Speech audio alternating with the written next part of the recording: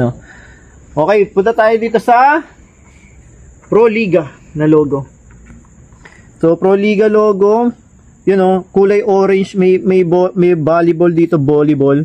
So, green and orange and white yung kulay dito. Tapos may nakalagay na Bola Valley. So, parang Espanyol ata itong ano to, parang Espanyol itong Pro Liga na to. Then, so, yung may parang wala nang background color dito sa ano niya, sa Pro Liga niya. While dito sa kabila, meron pa siyang may Pro Liga tapos may color yellow pa na background color.